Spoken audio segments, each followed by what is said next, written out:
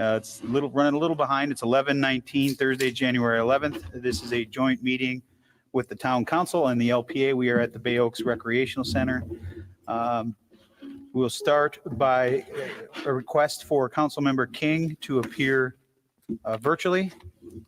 Is there a motion to accept Councilor King to? So moved. Motion by Vice Mayor Adderhall, Second. second by Councilor Woodson. All those in favor signify by saying aye. Aye. Opposed? Hearing none, motion carries unanimously. Madam Chair? We have a request from member Don Suddeth to appear remotely. He's there on the screen. If I could have a motion from the LPA members to accept Don appearing remotely and for excused absences for Doug Eklund and Jane Plummer. Second. Thank you, Patrick. There's a motion by Patrick and a second by Jim. Is there any discussion on the motion? Hearing none, the motion carries unanimously. Anita, was there a roll call of LPA members who are physically present today? Well, sure, we could do that. Scott Scott Safford. and Anita Saracita. We will also do a roll call. Mayor Allers? Vice Mayor Adderholt. Karen Woodson. John R. King. You have a quorum. We have a quorum. Our first Pledge of Allegiance. Please rise for the Pledge of Allegiance. Is there any board members? Watch the court. To the flag. And to the republic for which it stands, one nation, under God, indivisible, with liberty and justice for all. Thank you. Again, apologize for running a little bit late. Our first meeting carried a little over, so for the sake of time, if anyone is thirsty or hungry or has to use the restroom, we're going to try to get through this for everybody's time. There's food over here to the right and some water if anyone is hungry or thirsty. With that, our first discussion item is the development agreements, the development agreement options discussion. Vice Mayor, I'm sorry, Madam Chair, Dan, for expediency, just call me Anita. I can do that. Less syllables. Council, the LPA had a lengthy, I think, very productive discussion about the development agreements. We went through it. There were, Patrick may remember better than I know that there was one suggestion about sunsetting this provision with Senate Bill or State Bills SB 250 because of the nature of this running very similar to the sentiment and incentives with SB 250. So we suggested that we sunset this provision, this development agreement with that. And maybe I'll turn it over to Patrick. He may remember another thing. That was the main one that I had listed. You remember anything else, Patrick? We did talk about sunsetting with the idea that, and I think we talked about SB 250, but we had said a year, and it could be reviewed at the end of the year and either extended or sunset at that time. We did also make it very clear that these options don't allow anybody to bifurcate the need for public hearings. So any petition would still have to be reviewed by staff and go to hearing. But the way the requirements would work, it would expedite and facilitate the process and be less costly for applicants. There was also some commentary about the burden that this would have on staff for review, because it will require that staff does things expeditiously. There were some comments also about, changing councils, changing staff. Right now, we have full faith in staff, the council, everyone seems to be on the same page. But what if you weren't? Would you like these provisions as much? But all in all, I think that that the work that Patrick and the attorney did on the actual proposal and then the procedures. So if you look at the procedures for development agreements with deviations, these were formulated Nancy, weren't these formulated by Becky? They were, and Becky Vos, she is on the phone and is available for any questions you may have concerning those procedures that Anita? are also in your packet. If we could, and you're very good at this, could we just set the table for the public that might be watching? This is a lot of, we're already going granular. Could you kind of explain what we're trying to accomplish, both these agreements? I'll do my best, and if I fail, Patrick, you jump in, because I didn't get this at all at first. I really didn't get it. I'm like, well, why? You know, Scott started a conversation, almost a year ago now, Scott, no? About smaller businesses, smaller properties that, that naturally the town wants to keep in place, encourage, help to the process for rebuilding, and the burdens. So I'll use the example of the Sea Gypsy because we constantly use that example. So you've got a little mom and pop hotel would have to go through the same sort of processes as Moss Marine, for example, a mammoth project. And we're trying to find a way in the same vein, the same spirit that we've done with the little cottages that we provided some relief to for rebuilding. How could we come up with a process that would help a smaller property, a less intense development? How could we help them move forward with an idea that, okay, I've got some faith in my project getting approved, or at least the staff likes this. And so now I can go to the LPA with some hope, and then the LPA has their say, and then we go to the council. So they still have those public requirements, like Patrick said, but that was at the heart of this, if I stated that well, did I? Yep, you did. Just to expand on that a little bit, and for people to understand, is the need for these small projects to go through a CPD, like a larger project that you've mentioned, it is the need to get more density or more room.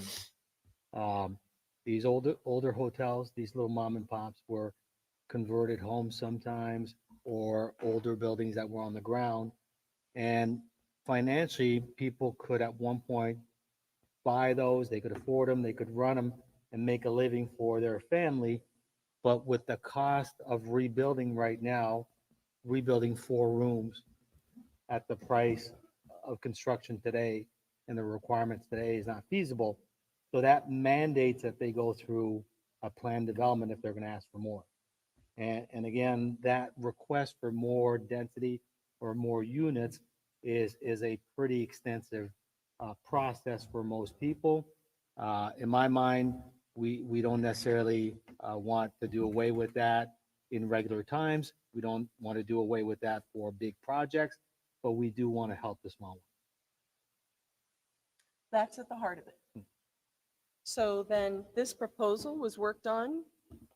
It kind of breaks it down into the smallest of projects, a medium-sized development, and then of course, a full-fledged CPD, which, you know, nothing essentially changes with that. It's big, it's cumbersome, it's a lot of heavy lifting. And then the town attorney worked on, okay, if this is the idea, if this is the policy, how do we implement it?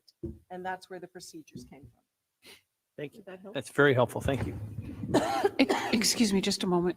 Can you all pull the mics closer? The Zoom participants are having a hard time hearing you. Can you hear us better now, John, Don? Oh, I don't think so. Yeah, it was just hard to make out some of the words when Patrick and others were speaking. Oh, okay. So All right. may just be the. Mr. Mayor and Anita, when it comes to the, If I could just interject for a second, if everybody could talk into the microphones, that would help. Patrick, I see you turning your face to address people, but it's hard for Don and I to hear. okay. When it comes to the meeting today, if we could clarify what we are seeking to do, because at the LPA meeting, we talked about the various options and moving this forward for further discussion. we didn't really get into the details of the regulations. And at least when I looked at some of the preliminary draft from the attorney, I had some questions, and there's some requirements in there that I thought we should look at, and maybe refine. So I don't think we've done that as an LPA, really looked at specific language. So my thought today was more of getting with council and seeing if council is supportive of this. And then at some point, this would come back to us relatively quickly, hopefully, and we could get this approved through the proper process. That's right. Yeah. What he said is accurate. Yeah. Okay, so I've got I think, in order to get to what you're saying, Patrick, I think let's discuss what you took so graciously the time to put in front of us to discuss. And I'm kind of with you, Anita, as far as still trying to understand exactly what we're trying to do here. As we've said many times, I think the process that we've put in place to allow people to build back what they couldn't do before the storm, we've been very consistent.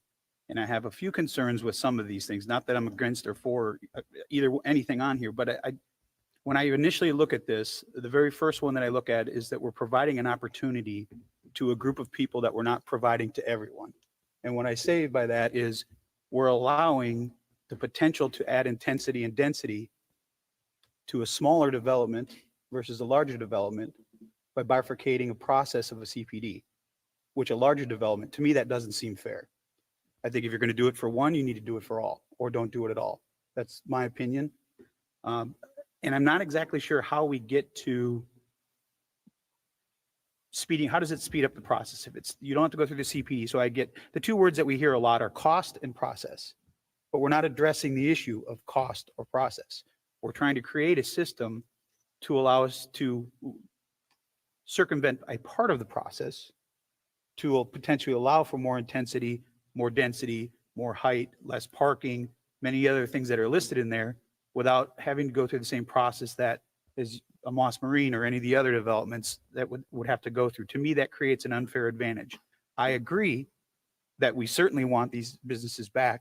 And we've been talking about this in the past, and we've heard that, you know, if we don't do something, these are going to go to a bigger developer. But there's nothing in here that protects the residents and the business owners of this island from that happening should this be granted. So in speaking with other people, it came up that whatever we do here, whatever we discuss and whatever comes out of this and whatever goes through, do we put in something that has a guarantee? And in talking with some of the other members in the LPA and talking with the public, that's a concern. Well, how do we do that? Is one of the ways to do that to say whatever comes out of this, whether it's what's written or what maybe it gets changed to or whatever the final product is. I don't like attaching it to a 1 year or to a Senate Bill 250, because what I've heard from the state is that's probably not going to go away. So to attach it to something that we don't know the end game on, to me, doesn't make a lot of sense.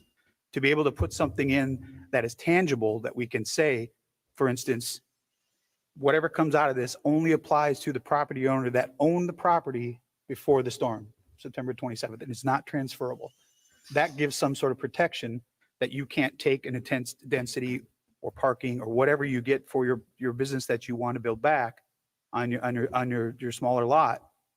It doesn't allow you to then do exactly what has been claimed we're trying to protect against, if that makes sense. Dan, that makes sense. But what do you mean it's not transferable? So if property A goes through this process, let's say, I'm going to use a different property. I'm going to use Holiday Court, Steve's little motel that was across from Lynn Hall Park. So are you saying that property, if that property were to avail themselves of the development agreement, are you saying that what would happen if he wanted to sell, he redevelops and now he wants to sell it? Is it not transferable in that sense? Or are you just saying that property comes in, they manifest these opportunities, that gives them something, it vests them with something, and then because he's got that, now he sells? Is that what you're worried about? Exactly. And I think I'm glad you clarified that, because if whatever comes out of this, if there's more, if there's nothing, whatever comes out of it, my concern is that, I'm not saying that there's anybody up here that would do that, but there are people out there that would potentially see that as an opportunity to get themselves more rooms or more density or less parking and then sell that right off to whoever they want to sell it off to without developing it. The whole point is to, from what I've heard at the LPA level and from the small landowners, is that they just want to get back and they don't want to have to go through the process and they're worried about the cost of a CPD. But again, we're not addressing the cost. That's something as policy decision makers we can do. We can adjust the cost. We heard earlier, $14,000 for a permit. That's something that we can tangibly fix fairly quickly. The process to go through, that's, I think, part of what we're trying to discuss here. I'm not in favor, and we all voted, as a matter of fact, to not just give away density, to not give away height, to not just give things away by right. So I'm trying to understand on all of these, how by going through a development agreement and not going through a CPD, who's making that decision? Well, Is well- it staff? And that's what I'm trying to understand. I'm Well, not sure. what I'd like to do is, before we try to make a point for or against, is let's look at the big picture first then.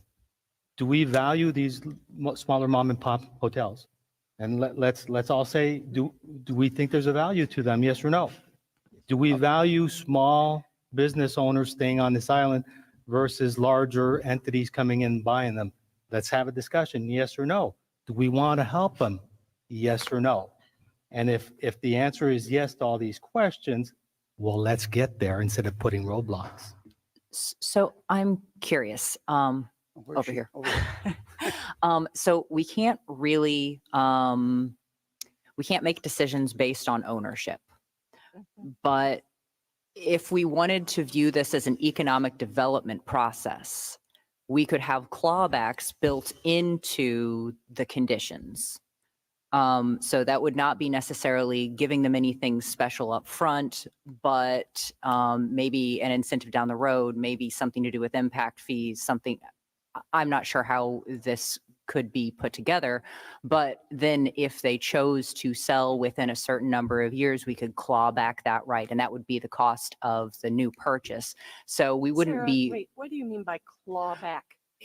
I mean, that's used as sort of like an economic development term, like we give them something. Yeah, let me give you an example from an economic development standpoint. So you give someone you give somebody a tax credit to create 300 jobs, and over the next 3 years, they don't create those 300 jobs, you claw back that tax incentive.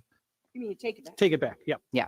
And in this instance, that would just be cost of selling that business. Like if you chose to sell it to, Holiday Inn instead of keeping it as a local company, that could be part of the conditions in place. I'm not sure legally how that works, but I think that if we based it on an economic development sort of incentive as opposed to a zoning determination, because we really can't do that with zoning. But I think that there are ways that could be done. Just my suggestion. And I think on the cost side, we can definitely demonstrate that there are great savings for this. We can ask Ben, who's in the audience, or we can ask Mr. Torgerson, who's been through the process, and how much it cost them to go through the CPD process. And I can give you firsthand accounts of how much I charge clients to go through a CPD. And if we went through what is being proposed, where it's more of a site plan with identifying certain parameters, certain development standards, it's a fraction of the cost of what a CPD is. Because it takes less of your time? Yes, less of my time, and we have a lot of writing to do and narratives where we have to look at consistency with the comp plan, consistency with the land development code, write extensive narratives. Staff has to review those narratives. We discuss them. So if we make an assumption that there is a benefit to these small hotels, they create a certain character that we like and that we want to support. If we take that assumption, we also have to make an assumption up front that if we say you can avail yourself of that process if you don't exceed X amount of units, and we just make the assumption that, let's say 30 units or under, any potential impacts from that type of development, we're okay with that. Then you don't have to go through this whole analysis of the impacts generated from that given project. We just make that blanket assumption. And then when it comes to being fair and treating everybody the same, Sadly, we don't do that. That's just not the way a code works. Every property is different. We treat waterfront owners different than non-waterfront owners. We deal with projects of different sizes differently. So the code and the way land use works is not equal to everybody, and creating distinctions for a certain group of people when it's consistent with what we want to achieve as a town is perfectly all right. Patrick, I had a question asked to me a few days ago. What about other commercial type of properties? Did we ask that at the last, I think Yes. maybe it was you. That Yeah. would be option two. So option two was a site plan with deviation. And the perfect example for that would be, for example, the beach whale that came forward with multiple variances. And if we would have had this site plan with deviations, instead of taking each variance, taking the 5 criteria that we have to address individually, staff has to review, they could have just produced a site plan and shown where the deviations were and written a broad justification explaining we did our best to maximize the site and to reduce the nonconformities as best we could. And we think it's a great design. And if everybody is in agreement with that, you can approve it and support it. And it streamlines the process, it reduces the cost, and it does make it easier. I think you were asking me direct questions, so I will reply. All your questions that you asked about building back and getting people, yes, we all agree with that. My concern is the process and how we get there. I certainly want to make it easier, not just for the small landowners, but for the larger landowners. If you look out here, look who's sitting out here.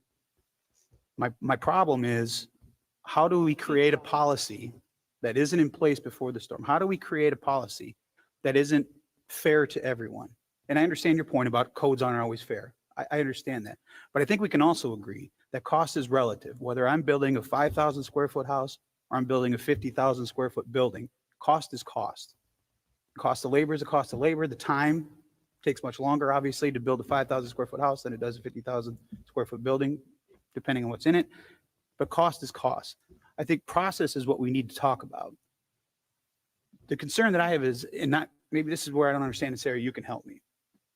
Let's say, for instance, property A comes into staff and says, we had 10 units, now we want 30 units because that's the cost of building and that's what we need to make the numbers work. Staff looks at it and says, well, in order to achieve that, you're going to have to build all the way up to the property lines. You're going to have to eliminate parking. You're going to have to do all of these things to meet that. We support it. Even though the code says we shouldn't, we support it. Now it comes to council, whoever the council is at the time. And all the council members sit up there and say, this is ridiculous. We don't support it. What time did we save? What money did we save? And that's what I'm trying to understand, is how do you get from a staff that knows the codes better than probably any of us, except for maybe Pat, or except for maybe you, Pat, but everybody, that's what you're hired to do. And let's say you go through the development agreement and you ask for all those things that I just said, and the staff says, no way, we are not going to support this. You still get to be able to come before council, whoever the council is at the time, and ask to achieve what you want to achieve, even though staff didn't. So that process is still there, right? So I'm having a hard time understanding how, are we empowering then staff to make policy decisions to give you the yay or nay that you need to be able to move forward without going through the CPD process? Dan, one of the things that we did talk about at the LPA meeting when we went through this at first was that anything before it gets to council, it doesn't guarantee the property owner Right. anything. So they can talk to the staff says, oh, we think this is fabulous. Comes to the LPA says, we think this is fabulous. It goes to the council says, this is horrible. The applicant has availed themselves of a process. The process failed them, or it wasn't fruitful. Let me just say it that way. We talked about that. So they're not getting a commitment they're not getting any firm yeses. Let me just put it that way. So just going back to the first option with the small hotels. So We do have parameters there. So one thing's that, again, if the town is going to move forward with this option, people have to understand what those limitations are and what those parameters would be. So for example, in there, we say that someone could not request more than 3 stories above baseline elevation. Right. So if we take a CGIPC, we understand the size of the lot. We also said that they can't be less than 5-foot setbacks, and they have to be able to park the under the building and demonstrate that they're going to have at least 1 parking space per unit. Okay. So understanding those parameters, yes, they're going to try to get the box as big as possible and fit as many units, but they can't get unlimited units because the box is only so big. And we know that given that lot, you put a box that is maxing out the development footprint and has to create parking, we kind of know what it's going to look like. The only thing is, what architectural details are they going to put on there? And the more I read through it, the more we talk about hotels, but there's no mention, if this is truly about small business, why are we'll just use the t-shirt shop right across the street from, right next to Mom's, right across the street from Mom's. Why aren't we talking about them? Why aren't we talking about them getting the same rights? That would be option 2. Why aren't we talking, but why do we need all these options? I guess is what I'm trying to get at. Why can't we, if it's truly a small business issue, let's talk about small businesses. If we want to talk about small land issues, let's talk about small land issues. Now, they do sometimes overlap, but what is the need to have more conditions? To me, it just reeks that we're making changes to make changes to fit a very small group. Now, I agree with you, codes are completely different, but are we doing that for people that live, they're coming through the variance process to have to build houses back that they couldn't build before? So are we going to allow them now to not have to go through the variance process and just build it back because their lot doesn't fit a normal size house? We just had one the other day. I mean, fair has got to be fair to a certain point. So I can address that, no problem. Okay. So the reason there's 3 options is the first option allows you to ask for more density, more rooms. Okay. A small business owner like a hardware store does not need more density. We've already talked about FAR. FAR is sufficient for most people to build on this island and build something that is adequate. So we're not creating a method for them to get more FAR and get more entitlements. We are just giving them a process through the deviations where they can get variances more quickly. So that helps the small business that is not a hotel. Is it safe to That's the say that distinction. every business that we're talking about, every single one, no matter what the type of business, is going to have to come in and ask for more? That's the whole point of this. They're inherently going to have to ask for more to make the cost effective. So you are, without saying it, you are saying we're all going to come in and ask whether it's more rooms, whether it's less parking, whether it's more height, whether it's less setbacks. You're inherently, just by doing this, are asking for more by just doing this. Does that make sense? Because there's no, if people could build back, let's say cost wasn't a factor. If people, love that ring. If the cost wasn't a factor and they could build back what they had before, what I'm hearing is it's not good enough and we need more. It's not just a question of cost. I think I've brought it up multiple times at many hearings. We have a code that created nonconformities. I have never seen any other jurisdiction, and I've worked probably in 30, 40 jurisdictions throughout Florida, that created a land development code without looking at what was on the ground, what was platted, and accommodating the code to make sure that they didn't create nonconformities all over the place. This code came in, looked at the plats, and created minimum lot sizes that were bigger than what was on the ground and created nonconformities for everybody. So now if you want to redevelop and meet your development standards that were established after the fact, you de facto have to go through some kind of a variance process.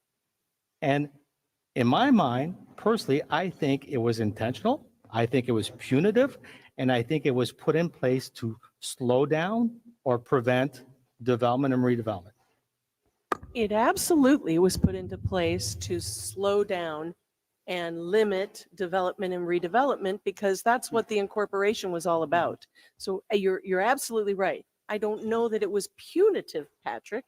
It was just that was the thrust of that incorporation effort. But Dan, I will tell you something. So I have had I'm looking at Mr. Freeland sitting here, and I'm thinking about my last conversation with him. And in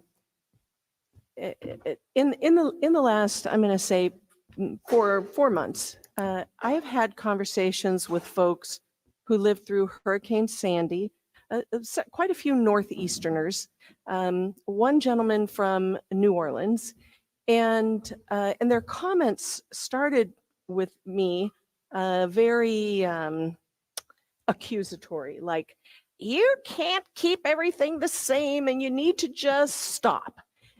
But the conversation evolved to a place where my epiphany was, we can still keep small businesses, we can still keep scale, we just have to rethink what that is and not be fearful of this shift.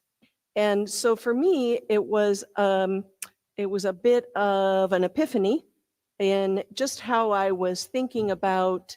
I'll use the outrigger because that was one of the topics of conversation. So everybody wants the tiki bar back. They want all the charm and ambiance that was the outrigger. Are we going to get that? Probably not. Could we get something similar? Do we?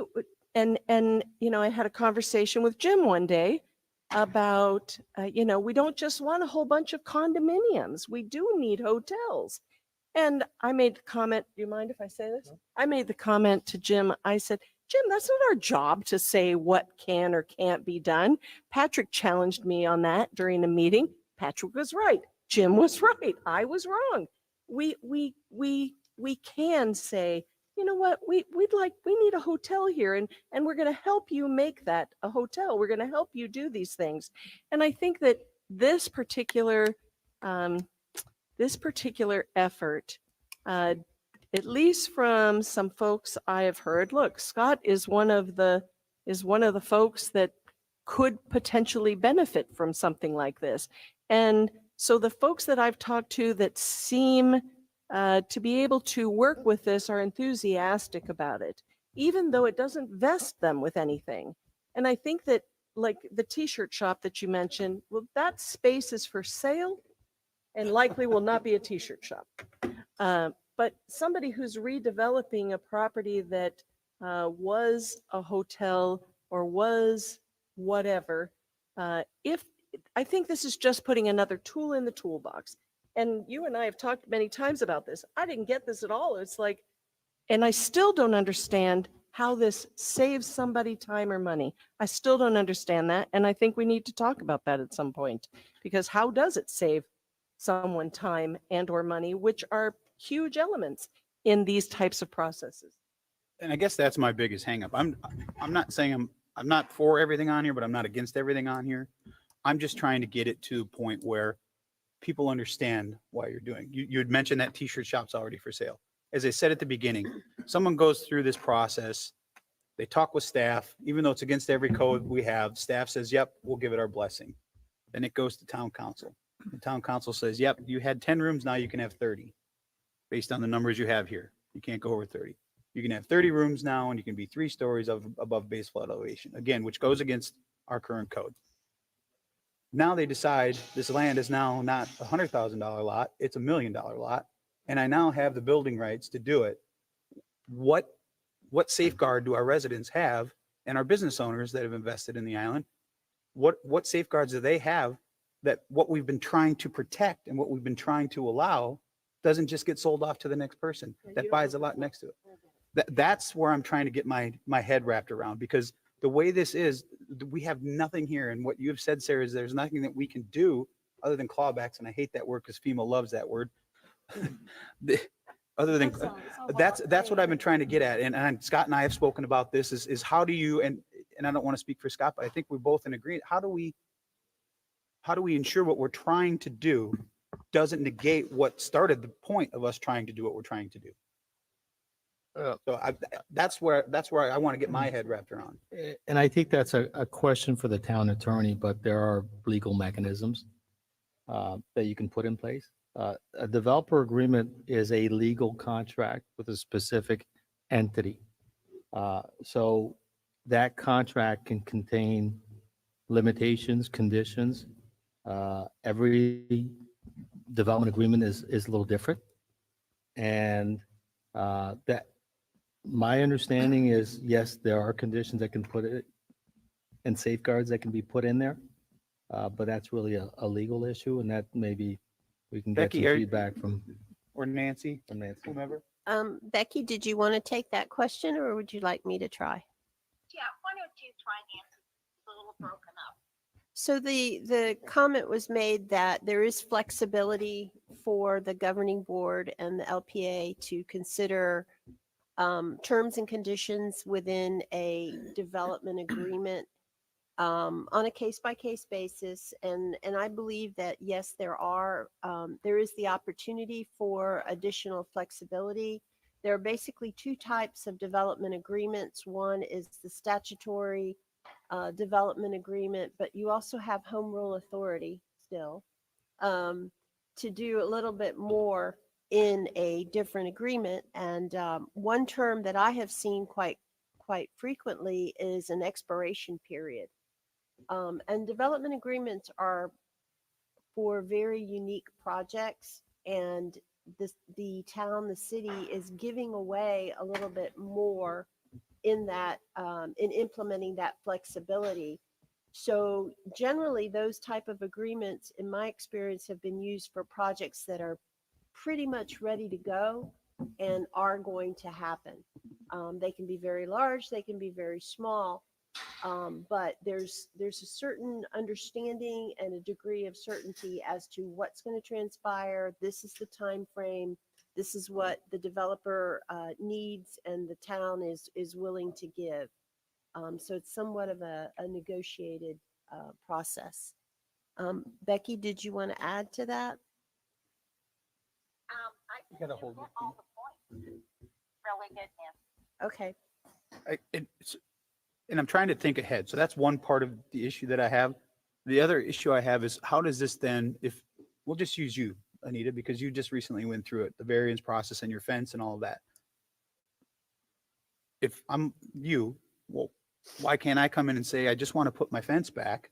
I want to do a development agreement with the town, avoid the $2,500 I had to pay, $2,800 I had to pay to be able to do a development agreement to get my fence back. So is everybody going to do this now, whether you're a homeowner or are we doing it just specifically? So for the that would small- be option number two if you had multiple variances.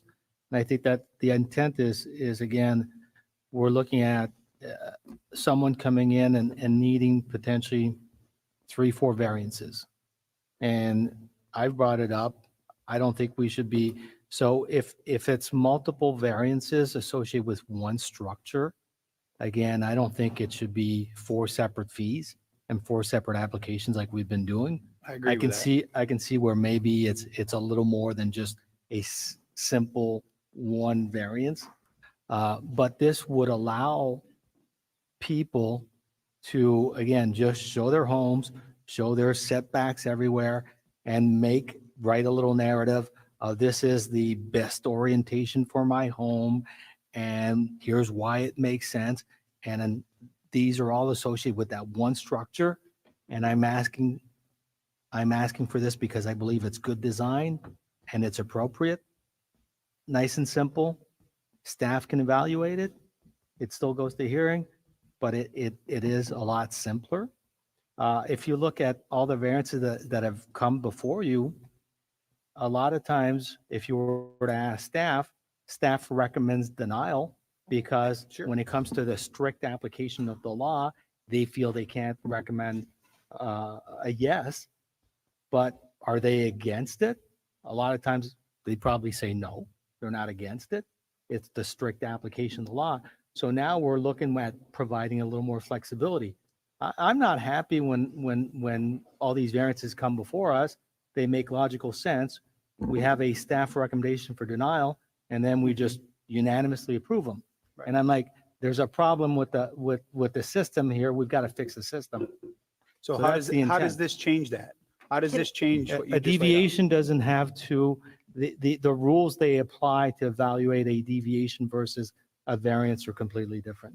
So without changing the code, It's another process that people can avail themselves of. so let me ask, this dovetails into my next question then, that ties into this. What if it's every variance? I need a front, both sides, rear, height, parking. I need all these variances to make this project work. Every single one. Does that, but I can do a development agreement, not have to go through a CPD. What if we said you have a maximum amount of variances that allow you to fall within this development agreement so that we don't have everyone just throwing ideas out there? So if I need to come in for parking, all 4 setbacks, that's 5, and I need height. I mean, you could keep going. What if I need all of these setbacks? How does it, if I only need 1, we talked about 1 for a fence, but now I need 6, 7, or 8. Can we put a cap on it We could, to help? I mean, yeah. if someone, as much as we want to try to save everybody, the hurricane made it so that we can't. There are people that we lost on this island that had to move off the island because we couldn't help them, whether it be financially, whether it be their lots, whatever the reason was, we just couldn't save everybody. We want to, but we can't. I just want to make sure that we're not doing so much one way that a year from now, 2 years from now, the decisions that we make or through this discussion and ultimately policy decisions have a very, very bad effect. 2 years, 3 years, 4 years down the road. Maybe what I recommend you, the way I would look at this, okay, and I would hope people would look at this is, it's interim, okay? So we are only doing this because of the hurricane. And if not for the hurricane and the circumstances we're in, we would not be doing this. And that's why there's a sunset, okay? And by going through a hearing process, if the request is unreasonable, you can still say no.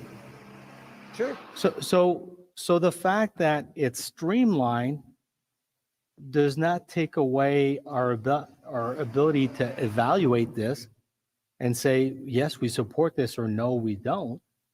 Why make someone go through a CPD if they can achieve the same thing? Using your example, all 4 sides, they want a variance and they want a reduction in parking, okay? We can say, owner of the whale, go through CPD. It's going to take you this much time and it's going to cost you a lot of money, but we can achieve the same thing. We know what you're asking for. We can see it, and we can achieve it in half the time and half the cost. Why not do that? Can they? You That's what I'm can, asking you could Sarah. still,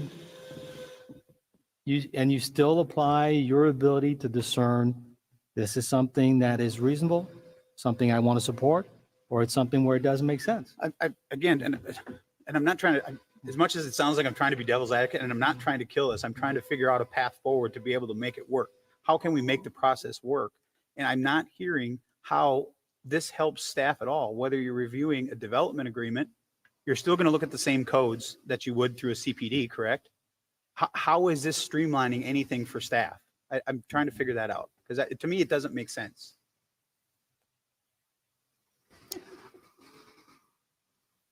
For staff, I don't think that it does. I think that it may make our job a bit more complicated.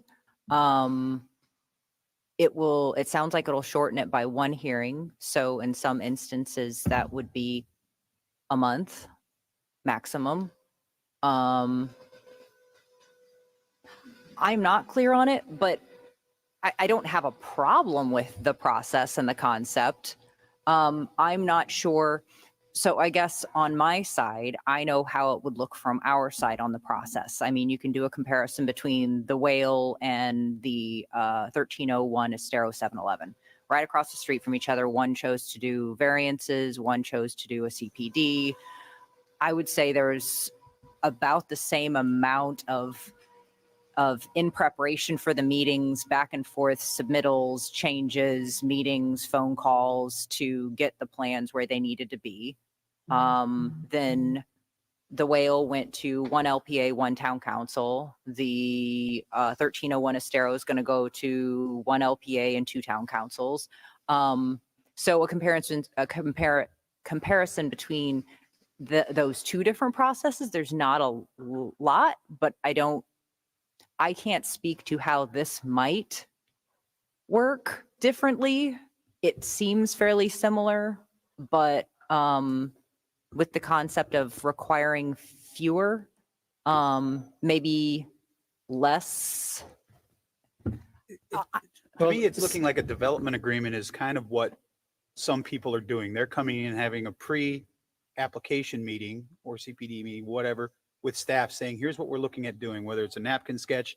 They haven't spent a lot of money, but they're coming in, it's a relative term, but they're coming in and saying, here's what we're looking at doing. What roadblocks are we going to run into? Mhm.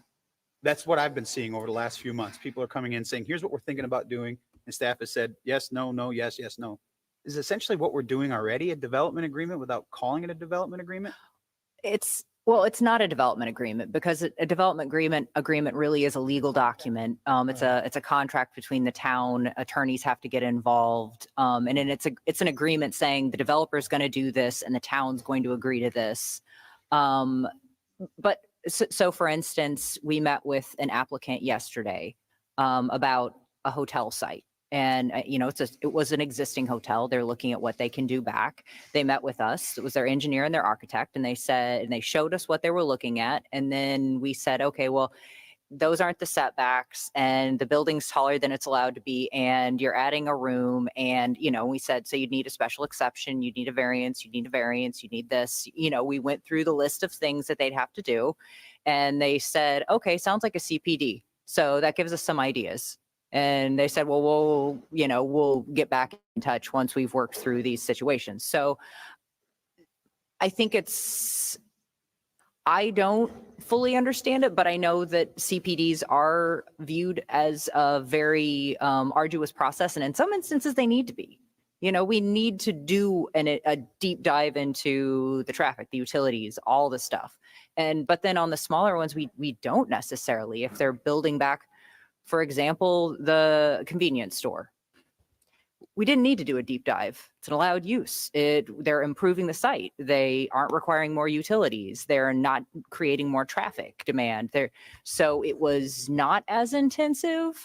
So I would say if they're putting back something fairly similar to what they had, it's not as hard to get to. But if they are adding a lot, there is more to look at, and we would need to know more.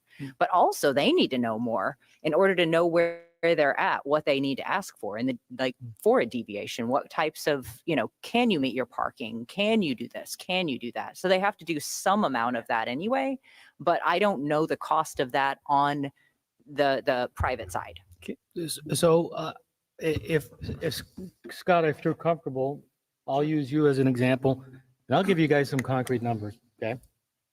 And you tell me if you think there's a difference. Scott asked me if he were to go through a CPD and hire my firm and what they would have to do. So I explained that, yes, you hire us, you would need a transportation consultant. You would most likely need a landscape architect because the amount of detail we're putting, and we want to show those pretty pictures. Your site, and he's lucky from the standpoint of there's nothing there, so he doesn't have to hire an ecologist, but for bigger sites, you have to hire an ecologist. And what I explained to him, and I explained to a lot of people that call us, sometimes they have a 5-acre property and it's zoned ag, I want it to be residential, just want to put a single family home. But it's a rezone. What I tell them is, it's like making a batch of cookie. Okay, it's all the same ingredients for a small batch of cookie or a big batch of cookies. And it's the exact same process. Take the flour out, crack the eggs. Making the big batch might take you just a little more time, but it's the same process. It's as time consuming. It's almost the same effort. So personally, as a consultant, I'm going to charge you about the same price. Otherwise, if I look at the size of your project and I discount it for your size, I'm losing money. So I tell them, folks, I hate to tell you this, but the zoning aspect of it, the zoning consultant is probably going to cost you, depending on what your project is, probably in the $30,000 to $50,000 range. Your traffic consultant is going to be another $10,000. Your college is the same. And by the time you're done, and God forbid you need an attorney to represent you. Yeah. And if you need the attorney, you're looking at a process that you're looking at about $100,000 to just find out if it's going to be a yes or a no. And for a small mom and pop, that initial cost is enough for them to say, too bad, I'm not going to do it. I'm just going to sell my property. But if we have a process like this and we could do a little site plan, very basic with just the parameters, they can probably get in there about $20,000. Can I, before, Oh, real go ahead, quick, please. what's stopping you from doing that now for free, meeting with staff like many others have done over the last few months? What's stopping you from doing What do you that? mean meeting for free?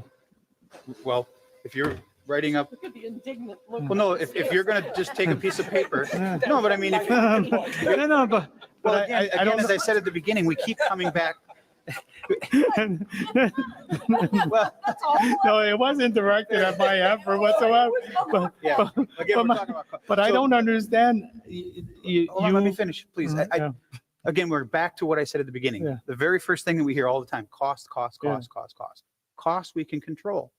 What things cost to go through the process, we can control on our end. We can't control your costs. Yeah, that's it. But what my question is what's stopping, since we're all using Scott, what's stopping Scott from drawing on here or having someone do a drawing for him and saying, Sarah, I want to sit down with you and I want to sit down with Joe. the He building can't go through that process. That process doesn't exist. He went there. What do you mean He's it already doesn't talked exist? about, no. You could go and sit down and talk to her anytime you want. And what's she going to say? She's going to say, for you to get more rooms, you need to go through CPD. And here are the requirements of a CPD: TIS, architectural renderings, zoning analysis. Those are the requirements. So he cannot get from point A to point B without the CPD. That's my point.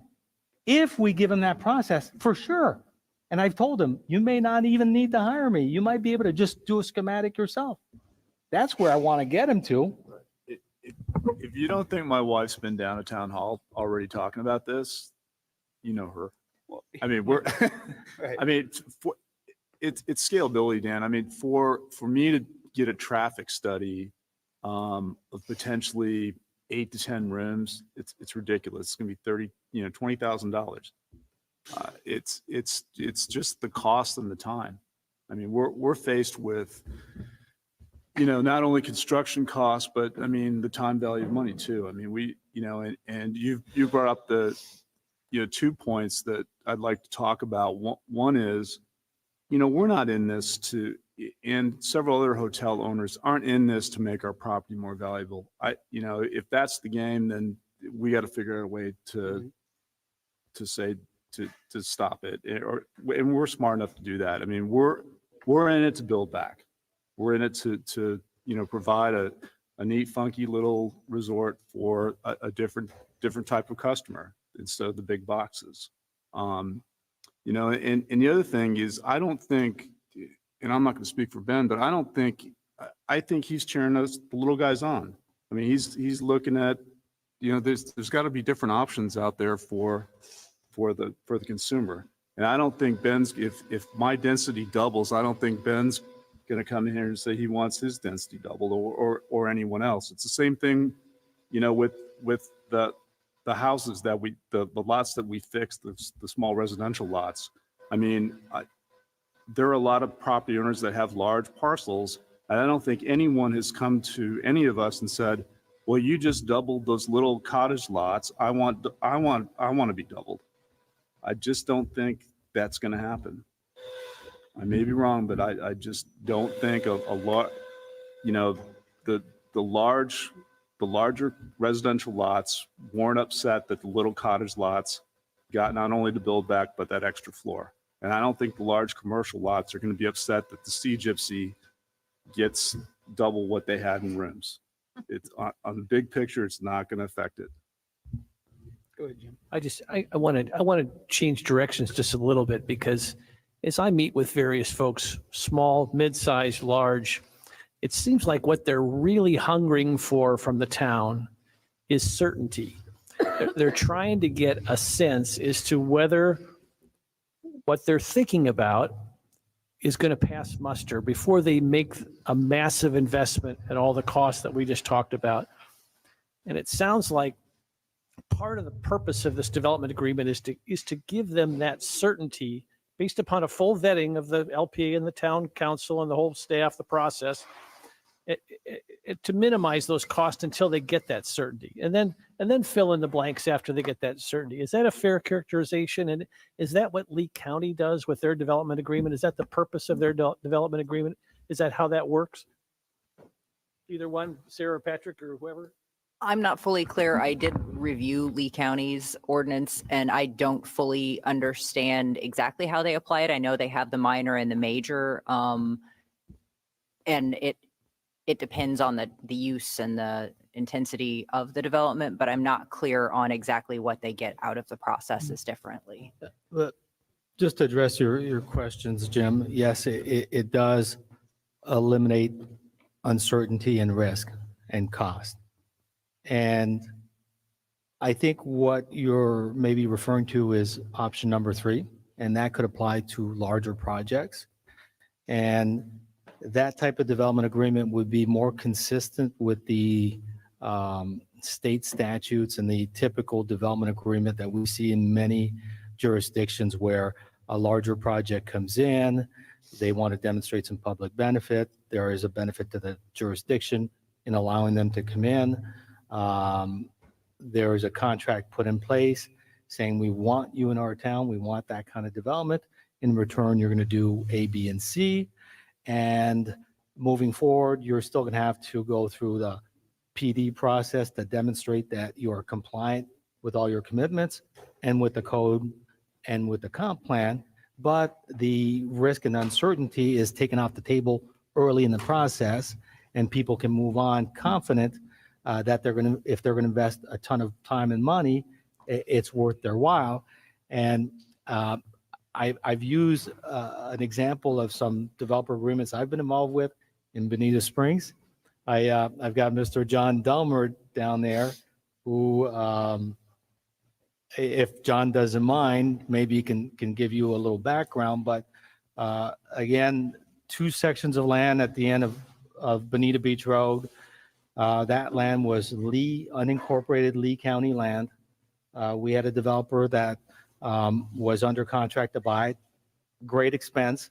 They also knew that it was a little remote, and in order to be able to develop it, they would have to extend all the utilities, the roadways, at a great expense. And they could either do it through Lee County or the city of Bonita Springs. They went to see the city. They said, do you want us in your city? Do you want this kind of development? And if so, let's agree to a development agreement. And then we will proceed with the rezone and the annexation and all those steps. But at least the developer was confident that if he was going to spend that much money, it was going to be fruitful. To me, that seems like a symbiotic relationship between the public entity and the private entity, and that they get that certainty early in the process, but we don't cede any of our rights. We don't cede any of our authority to make the ultimate addition or a decision, but we also give them certainty before they make a significant investment. And that seems like a reasonable, mutually beneficial relationship. And I'm not sure I see a downside to that. Am I missing the downside on that? To Sarah or anybody, where's the downside to that? John, would you mind coming, since you are helping us out at the town.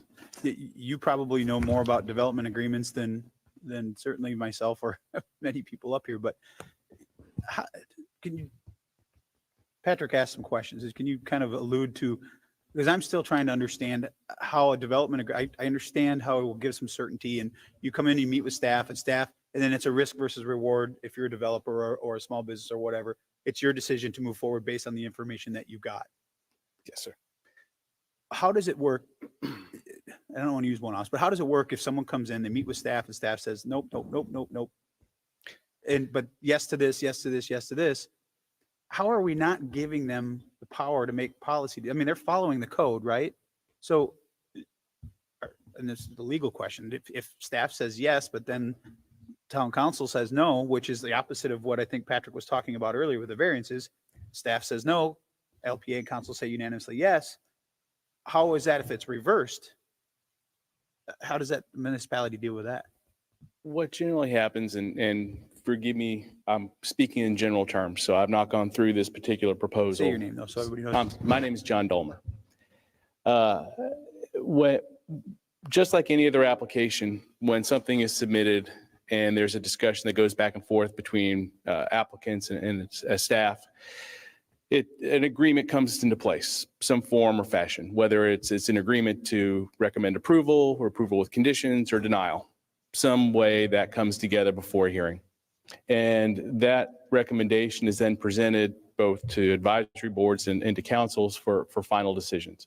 So if your staff is meeting with the developer and for some reason everybody is in agreement at that stage and is presented to the town council for your approval, and you all say no, you are the policymakers. You make the decision.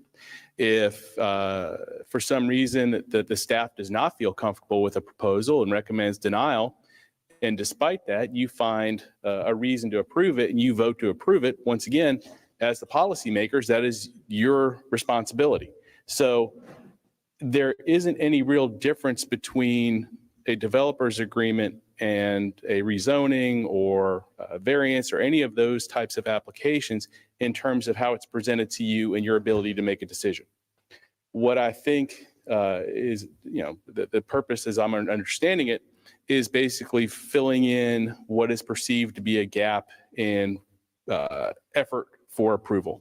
And while you have applications that address smaller requests and you have applications that deal with larger requests, from what I'm hearing, and that's not really my opinion, just from what I understand, there really isn't anything that goes in the middle where you have someone that owns either a smaller business or a smaller piece of property that's looking to do a little bit of more or to rebuild either more rooms, more density, more square footage, whatever it is to lower that unit cost to make it more affordable to rebuild.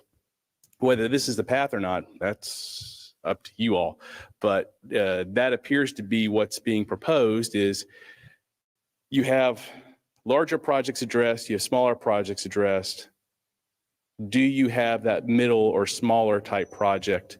And do you match the level of effort it takes to gain that approval with what it takes to get out on the other side? So, John, could I ask just to back to this certainty? When I talk about certainty, I don't mean about free market certainty that you're going to be guaranteed a profit. I'm talking about regulatory certainty that you've gotten an indication from the community that they're comfortable with your concept. Mm-hmm. How does that work in Lee County with these development agreements at that level? it's been a lot of years since I've dealt with a developer's agreement in Lee County. However, if my memory is correct, those applications come before any other type of application, and they generally look at uses, density, commercial intensity, and any type of commitments that the developer or property owner would commit to as part of that agreement. So it's intended to be a mutually beneficial agreement. The government understands exactly what improvements are going to be made by this developer, and the developer understands, at least within certain parameters, what type of density or intensity they're authorizing when the formal application comes forward. That way, when it comes forward, you look at details, you don't look at overall numbers. And John, if you were to be a devil's advocate, what's the downside of that? Is there a downside?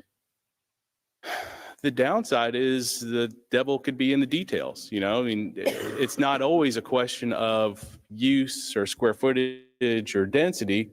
It could be how those portions of the development play out. How is it designed? How is it, how do you build those 13 units we've discussed 100 feet high? Do you just build them with a larger impervious square footage than you normally be allowed? So- That's so- kind of the question. So the development agreement potentially lacks the granularity you need to make a It- decision? Because it seems Can- like it has quite a bit of information included in it. Vice Intentionally. Mayor, may I add, sometimes the development agreement is looked at as a roadmap. And it's going to have a lot of contingencies in it. And one of those contingencies could be a rezoning. So you adopt and you approve in a development agreement that says you have to go through the rezoning process. And at that point, the details come up. There may be requirement for a traffic study. And when you approve that development agreement, you may not have those numbers available. So there's a lot of contingencies in it, but overall, it does provide, you know, the word certainty, kind of a direction or a path or a roadmap of, we like this project, we would like it to happen. This is the things that we need to check the boxes on. One could be a rezoning, one might be something else, a traffic study, whatever. I see him nodding, so I guess we're I on agree. the same page. Every developer's agreement that I've been involved with has preceded a rezoning. And that's not always the case. It's not a requirement, but the ones that I have had direct involvement with have always required that. And oftentimes the development agreement is approved concurrently with perhaps a rezoning or maybe even a comp plan amendment, a small scale comp plan amendment change. There's multiple additional approvals, but you have an understanding as to what this project's going to be. And this is a path that we think at this point in time is going to work. That's helpful. Thank you. Mr. Mayor, Go ahead. I think, you know, some of your questions are trying to figure out what the process would be, like what the steps would be. And let me give you my opinion, and John can opine if he agrees or not. But I think if someone were to come forward with a bigger project on this island, let's assume it's going to be a bigger hotel. I think the idea is your staff doesn't have carte blanche to negotiate whatever they want with that entity. I think the idea is it's got to be brought forward to council. Council can set parameters up as to what you want discussed, what you want negotiated, and you delegate authority to who you want to negotiate this. Typically, it'll be your town manager or and town attorney, but you could technically also assign and delegate that authority to negotiate to one of the council members also. And they would negotiate within the parameters you give them with that entity, come back with a legal contract that they are proposing to the town. And then you look at that as a group, evaluate it, and then say yay or nay. So you're not delegating authority where staff is not making all the decisions and then bifurcating your ability to comment and mold that agreement. You're just, you know, giving them parameters, and you can be as detailed or as general as you want.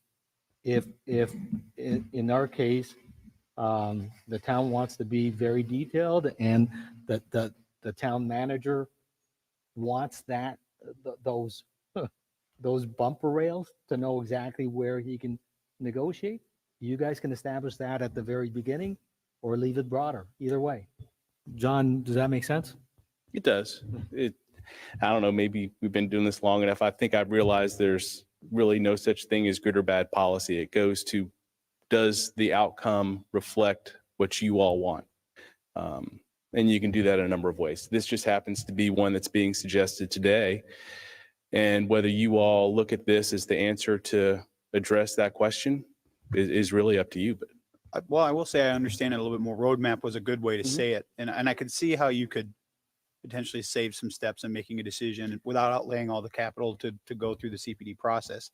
But I'm still concerned with, where is that cap when it comes to, if I have to ask for 6, 7 different things, through a development agreement, how do we get to the point? I would feel more comfortable with it saying, for the sake of time, if we're trying to save time, if you've got to come in and ask for X amount of variances or deviations from our land development code, the development agreement is not the way you have to go. You have, because of the time it's going to take staff to have to review it. And I guess that's what I'm trying to get at, is to help the process and say, I just don't want everyone to be able to come in and say, I've got 8 different things that I need to deviate from the code from, and I want to do it through development agreement. And depending on what council or what staff you have at the time will depend on whether or not that makes it through that process. And as part of this, you could always outline what's allowable for discussion and what's not allowable for discussion. You put parameters on either numbers or percentages. I've seen it done a number of ways. You can, if you were not deviating more than 10% from the code or 15% from the code, you can keep it under a developer's agreement. If you exceed that, it needs to go under a plan development, or you could keep it under units. It's really whatever you all are looking for in terms of policy.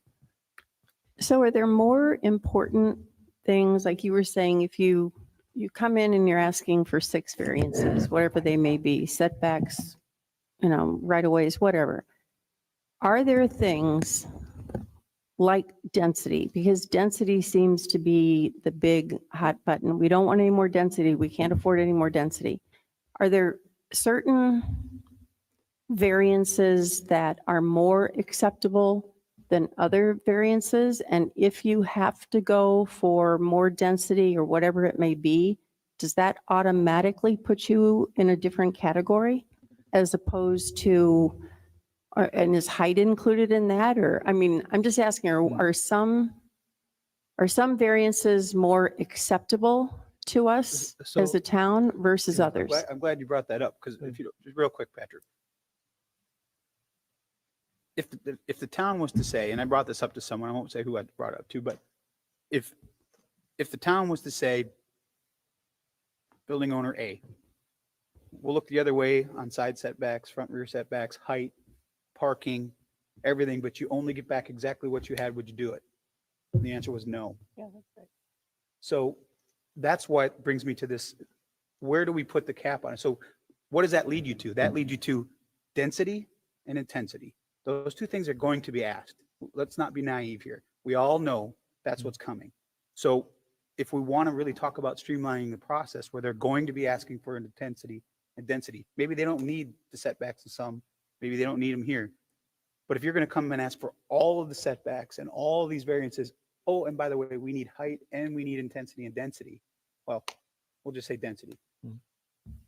We're really just saying, you don't have to do the CPD process. We're going to let you do it through the development agreement. Still has to go through the process. I get it. LPA has to look at it, but I don't want to create false hope, because what are you saving? If the intent is to save time and process, if someone comes in with all these asks and then they get the development agreement and it moves over, and then the LPA at the time or the council at the time says absolutely not, what did you really gain, or what did you really save?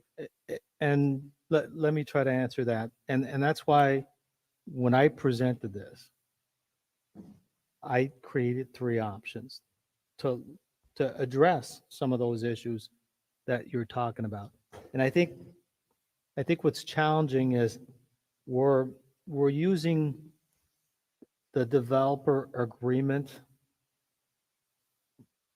as a legal tool to get these things approved, but really look at them as 3 different processes for 3 different things, okay? And the 3 new processes are just other tools in the toolbox. Again, no guaranteed approval.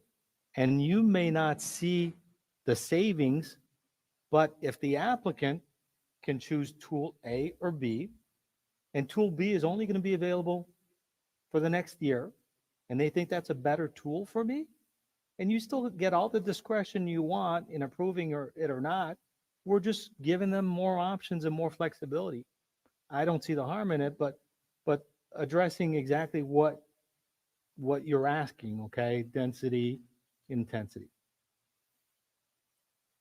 My intent in drafting that was not to streamline the process for the average project asking for more density.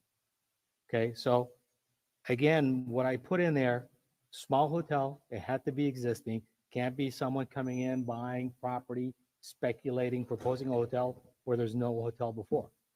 So it's really to help the small mom and pop that was there, okay? So then what we're saying is you can't ask for more than X amount of rooms through this process. I threw out 30, you know, could be 40, it could be 25, it could be whatever number that we choose. But there is an acknowledgement that if we support this process, yes, they can ask for more density. But what we're saying is that small increase is so negligible in the big picture of things that we're not concerned about that. We don't want a big drawn out process because it is such a de minimis amount of rooms, okay? And we've made the assumption of, we understand what they could be asking for, we understand what the max could be, and we're comfortable with that. So you have to make that assumption. You have to be comfortable with that if you're going to support the first option. The second option is for businesses, beached whale, the cottage that might be coming in, where they've got small lots, they were non-conforming to start with, and they're going to need multiple variances. And I look at those and I'm like, those are institutions that we want back on our island. We want to support them. I would assume that if they come in through a variance process, it's going to be mostly looked at favorably. And if that's the case, why make them go through a CPD when we can streamline the process? So that would address the businesses with multiple variants. Well, the last one is for the larger developer coming in and wanting to do, and that is the most consistent with what is seen as a development agreement in most jurisdictions, where they come in, they propose a project, they negotiate the parameters of that project with whoever you delegate authority to, and it gets presented conceptually to you as a council, and you say yay or nay. And if it's nay, that's fine, but they can maybe get there in 4 months rather than a year through a PD process. And they can make decisions of, do we reinvent the project because it's not supported? Do we not close on the property? And then the seller has to adjust their price, find another buyer. But we're getting the process moving more quickly than we're not even going to look this until you have all your design done, your TIS done, your environmental done. We're not even looking at it until then. And then we're only going to give you an answer when we go through the full hearing process. And that could be on large projects, that could be 12 months, okay? Whereas you've seen that a lot of these projects, they can come up with a concept pretty quickly, and the concepts are put out there way before we get the hearing but they could take those concepts, establish parameters, safeguards, limitations, and come to the council relatively quickly and say, do you guys like the idea? Yes or no? If it's a no, drawing board, or we move on and we go invest somewhere else. That's the idea. So I think the three options look at different types of projects. But if you do want more density or intensity, you're still going to have to request it. The only folks that really get a bit of a break on it are the small mom and pop hotel. And that's, I'm willing to acknowledge that yes, we are simplifying it for them to be able to get more units, more lodging units. And we're making an exception because the thought is we'd be making an exception because of the circumstances, because we like that product, because we think it adds a certain character to the island. And definitely there's an acknowledgement that you're making it easier for them to get more density. But I Karen? think that's acceptable to me. Karen, I wanted to answer your question directly. I think there are variances that are more palatable to the public and historically to LPA members and council. side setbacks, for example, depending on where the property is, depending on the location, but setbacks seem to be something that, it's an easy conversation, as opposed to height, not an easy conversation. Density, not an easy conversation. It's subjective. Height is relative again. But so I think that the answer to your question is yes, there are some that are easier to deal with than others. You've seen it already, just in the course of your time on the LPA and the council, what's easier to talk about. So I think that that's yes. But I'd like to use the beached whale and the 7-Eleven as a good comparison in my mind. It would have been, I thought that the 7-Eleven presentation yesterday, or 1300, they didn't call it 7-Eleven. I thought it was fantastic. It was visual. You saw what they were going to do. It was the narrative was excellent. It was a very clear roadmap. I'm going to use that because Nancy, that's a really good word to think about. There's a very clear roadmap to what their project is going to be, and that benefits us. It certainly benefits the public. The beached whale, no criticism to the beached whale, was very, very scattered. And had the beached whale had this project, this process to avail themselves to, we would have had visuals, we would have had site plans, we would have had something more to look at it holistically as opposed to, overthinking the parking or looking at each individual variance and then the process of those approvals being difficult, that threshold to meet, when we all knew we wanted the beached whale to come back. And it would have been an easier path forward, at least I think, had they availed themselves of a process like this. So. I would just add to that. That's well said. And I think the option one, I think basically, Patrick, you're being very transparent about it. It's a concession because we've deemed these mom and pops a public benefit to the town to have them restored.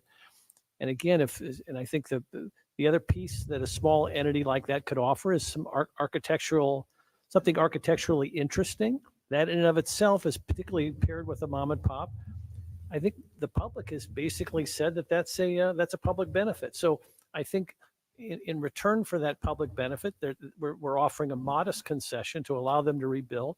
But that seems to be, we're incenting that, and we're incenting their rebuilding through this process. So, and we're doing that because we deem the rebuilding of these entities a public benefit. So that seems like a healthy exchange. Jim, I just want to I don't disagree with you. And you've been doing this long enough. You've read enough emails like I have. Do you think the same people that you're referring to would be okay if they said, pick whatever business you want? We're going to grant them a concession that they can have double or triple the density that they had before the storm. Do you think they would still be in favor of allowing this process? That's a good question. And I think your other point, I think, is very well taken. And I agree with you on, in terms of if we offer this concession, we have to work with our town attorney to bind it to that entity that existed before the storm. It can't just be some speculative tool to flip properties and make money. And I don't think that's the intention of the folks presenting it, but there may be somebody out there who might exploit that. But I do think that's an important protection. But to your point, to your question, I think that we can put some parameters in this to limit the amount of concession that could be given. And that's what I'm trying to get Yeah, at. that's That's fair. what I'm trying to get at. I just don't want an open checkbook, so to Yeah, speak, no, I got it. for someone to be able to, well, I've got a development agreement that says I had 10 rooms, now I get 30 rooms. Because despite what we want to say here, and I'm just looking out at some of the people out here, I will all but guarantee if you do that for them, they're going to say, wait a minute, how come they get to do it, but I don't? I had 200 rooms. I need 300 rooms or 400 rooms. So you can shake your head, Scott, but you know as well as I do, that's a reality. Because at the end of the day, it comes down to cost and it comes down to money. So I'm trying to look at what we're going to be dealing with 2, 3, 4, 5 years, 6 months from now, if we don't make sure that we get this right. Because if we don't get it right, the repercussions are going to be huge. And it's going to be legal and it's going to be everything in between. And that's where my pause comes. I'm not against the development agreements, and I'm not a legal expert and I'm not a building official. No, not either. How do we make sure Because if I'm just going to use myself as an example, if I own a small piece of property and I own a large piece of property and I come in and I get this to be able to do on this small piece of property, well, how come I can't do it here? You let me do it here. And what is the argument from a town council and LPA and a policy decision maker standpoint? How can I say they could do it, but they can't? What does it matter if they have more money than they do?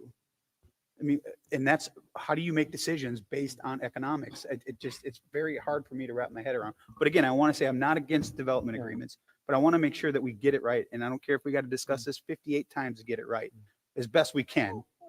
That's the sarcasm, but I think you get my point. And I think we're all trying to say the same thing. I want to make sure that we're not giving an unfair advantage or looking the other way simply because we agree. It is a public benefit to have back the smaller businesses we have, whether you're a hotel or a t-shirt shop. I think Chief Worth said it best, as long as we can do it within the guardrails that are presented to us throughout the code, throughout the state, all the statutes, all that. I thought that was a great analogy, the guardrails. What are we going to put for guardrails on these development agreements across the board that ahead of time, I got to go to the development, I can go the development agreement route, or I have to go the CPD route. That's, if we can get to that, let's do it. And I think if we look at it from a positive approach, so instead of always defending for the downside and the bad actor, I think we can address that with legal mechanisms. But I think the idea is, okay, from a positive standpoint, what can we do? Is that helpful? And if so, we can get there. I'm positive we can get there and we can put the safeguards. And I asked the questions to Scott and Jackie about, you've got a list of small hotels.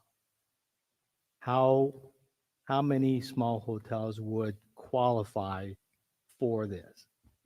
Existing owners, that they're under that number of 30 units.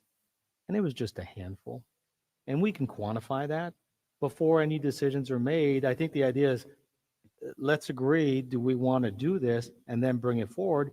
Staff can come back with those numbers. It's a handful of small hotels, and we can automatically say, here's the number of units they have. If we were to double every single one of them, how many units is that total? From a total traffic standpoint, total impact, is that de minimis? And I think the answer will be yes, it is de minimis. Even if we take a Sea Gypsy that's got 4 rooms and they go to 10, and we've got another one that had 10 and they go to 20, and if you've got only 10 of those that could avail themselves of that process, are we worried about that? Are we concerned? And my answer is no, I'm not. And I understand that's my opinion, and you may be, but I think if we have a consensus that no, we're not concerned, then yeah, let's create a process to expedite things. It's different when you're talking about hundreds of rooms. I get it. And that's why a larger project cannot avail themselves of that option A, only the small mom and pop. Well, I don't want to, John, we haven't reached out to you guys. I keep forgetting you're on the screen. Either of you have any input? Can they hear me? They're talking to your mic. I don't think John can hear you. John and John, can you guys hear us? Or Don, I'm sorry. What did I read? John and John. I thought you were saying Don. I couldn't understand completely. Yeah, lots of good information shared. The only input. I mean, I agree wholeheartedly with the idea. You think there's challenges with making it happen, but in my business, I've worked with a lot of developers and developer agreements. I think it's achievable. It probably doesn't help staff. Sorry. Yeah. John and John. I thought you were saying that. Lots of good information shared. Only input. I agree wholeheartedly with the idea. You think there's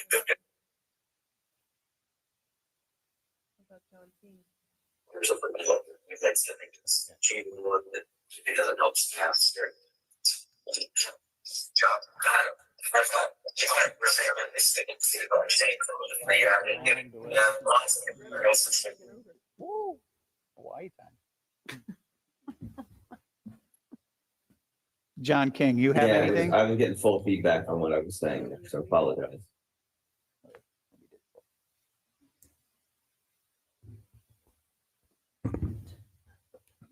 have something? No, you. One thing I did think of is might be another element to include in option number one is, I'll just continue to use the Sea Gypsy. Maybe you don't want to allow an existing parcel, an existing property owner I'm to. listening to the YouTube audio because it sounds better than running it through the Zoom. So it's the delay there. So I apologize for that. Good discussion. I really don't have anything to add at this time, though. To allow, so what, I won't use Sea Gypsy. What if property A added to their portfolio, property B, property C, property D? So now they've got a bigger footprint. Are they still in number one? Are we, because now we're looking at a bigger project. Do you want to have the limitation of it is pre-storm, size, location, and property owner? See, and I think that's what this is all about. is, Karen. It's what did you have before? How can you build it back in that same parcel, wherever it was? And, is it doubling the rooms or is it 50% increase the rooms? I mean, we're talking about cost to build and all that kind of thing, but when we're talking about small hotels or small businesses, what is the limit on small? And then goes into medium. And then does it go into option number two? Once they get over a certain size, does it go to a different option than is in their toolbox? I mean, I'm just asking for, what are those parameters? Because honestly, when I read this the first time and I saw the 20 to 30 rooms, it kind of took me aback because I thought we were talking 10 to 15. But again, as Patrick said too, in the big scheme of things, I mean, so maybe there's only 10 properties that this is even going to qualify for. And is 100 rooms over 10 properties really that big a deal? Yeah, and let's not forget, we are at about 25% of where we used to be from a room count standpoint. Exactly. pre-storm. And 75% off of our tax base. And I'm trying to get the exact numbers from the property appraiser, but I would imagine from a residential unit standpoint, we are significantly lower also than where we were. I don't know what that number is, but trying to get that number from the property appraiser. So just to move this forward, with this discussion that we've had here, our idea was that we'd discuss this with the council, and then we would bring this back to a meeting to fine tune it with the comments made at the council and then refer it on to you. Do you like that process? Or would you rather just take this and run with it now? No, personally, I like the process. I think the discussion has been good, but I think unless we drill this down a little bit more, my personal opinion is we're opening a hornet's nest here. We went from saying, you got to go through a process if you want more intensity, density, more rooms, more whatever. And now what we're saying is if you fit within a small category, whether it's small or not, is it okay to just double or triple? So we went from going through a process to saying it's okay to come in and so I think we're going against what we said. We said follow a process. Now we're trying to implement that process or a different process, which I'm not against. I think what we're doing is good, but I think there needs to be some guardrails. And to Patrick's point, yes, we're talking maybe about a small group of maybe 10 properties that we're talking about. But is there anyone here that is naive enough to think that they're not going to ask for at least double what they had? Right. They're going to be asking for double their density Mhm. without question. It's going to happen with every single property because of the cost to build back. We've heard it over and over and over again. And if everybody is okay with that, and the public's okay with that, then let's move it forward that way. But I think I want to make sure that everybody's clear. That's what's coming. And it's not going to stop at the small, no matter what we put on each of these categories. It's not going to stop at that. You know it as well as I do. It's not going to stop. Mhm. And once you open a door, are you willing to push it shut? Well, and I know, I understand, and I'm not objecting to what you're saying whatsoever. But let's not forget that every application, every project is evaluated on its own merits. And council has a discretion on every single project to make a decision based on the facts presented. People can make every argument they want in the world. They can say, they can say my neighbor's got A, B, or C, and I want A, B, or C. You can make that argument. You can say, hey, his dog is better looking than my dog. I want the better looking dog. Forgetting the dog But- argument. Dogs and cookies. But doesn't mean you'll get it. So the thing is, I know what you're saying, and I agree with you. People will make those arguments. But we've got criteria for making approvals and making denials, and we can set conditions. So that's part of the toolbox and part of the process. But I do like the idea of additional guardrails. And just to be have more clarification, more, I don't care what you want to call them, rules, regulations, guardrails, whatever it be, but this is not a free-for-all. And there still is the whole idea of public benefit. Is the public benefit just to have these boutique mom and pops back? Or is there still more that they have to give too? I mean, we haven't even discussed that. We have a list of public benefits that Vice Mayor Adderholt came up with, knowing that it's all relative to size and what you can provide. But, maybe there's some additional public benefits that are involved in this whole equation as well. Well, I think that if the other LPA members agree with me, Dawn, if you hear me, if you agree, I can't tell if they're talking or not, that I think we've got good comments. And Sarah, can we put this on our next agenda, or is our next agenda is the comp plan? Our next agenda will be very, very, very full. Very, very, very full. Perhaps we add a meeting. And we had talked about that before. So let's see about maybe adding a second meeting to February. Is anybody opposed to that? Okay, so if we add a second meeting, maybe something from the very, very, very full agenda goes to the second meeting of February. Just a thought. Okay. And so what I've taken away from this is additional guardrails, meaning more definition. Is there additional public benefit that needs to be added? Let's see what else. Could we drill down a little more on costs and time? Because perhaps somewhere in the LDC, we should define a cost for these applications. I don't know if that's possible. Patrick, think about that. And what the timeline for sunsetting it would be. Maybe we include a provision about the flip. Like maybe, do we ask people who avail themselves to this, the small property owner, the small hotelier, to hold on to their property for an additional 5 years or 10 years or whatever, if they're getting some other benefit? I don't know, but these are the things that I've jotted down, what I've heard from everybody's concerns. There's one thing I will say, the sunsetting thing for me, it's not hugely important. I mean, like we've learned over the last 15 months, some people are at different spots of recovery with insurance and other things. I'd hate to put a deadline on something. If you're going to do it, do it. And it should be across the board. To put a deadline on something. Now, that doesn't mean you get to come in and buy a property. I think there has to be some way that if you were here before the storm, that's who we're trying to benefit, people to come back.